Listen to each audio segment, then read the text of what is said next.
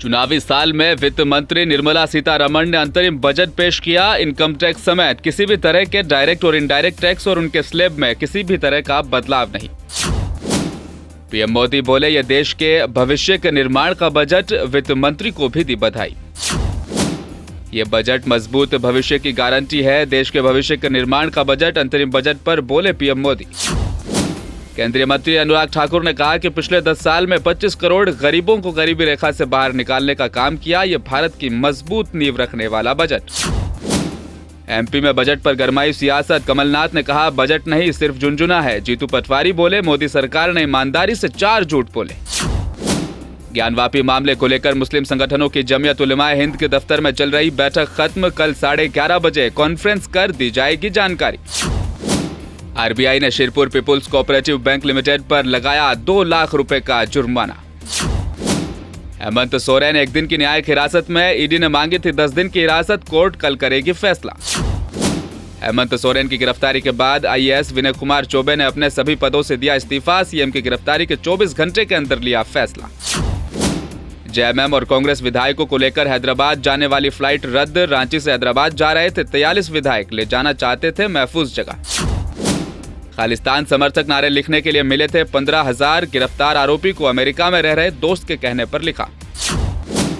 राहुल गांधी की भारत जोड़ो न्याय यात्रा पश्चिमी बंगाल के मुर्शिदाबाद जिले में पहुंची। यात्रा का पहला चरण हुआ पूरा। योगी सरकार 5 फरवरी को विधानसभा में पेश करेगी बजट। सदन में बैनर पोस्टर लहराकर विरोध नहीं जता पाएंगे विधायक।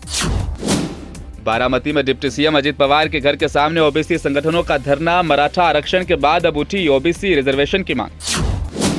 आप विधायक अमानतुल्लाह खान के खिलाफ ईडी के समन पर रोक लगाने से दिल्ली हाईकोर्ट का इंकार। सभी आशा वर्कर, आंगनवाड़ी वर्कर आयुष्मान भारत योजना के दायरे में आएंगी। अब निर्मला सीतारमण का बयान।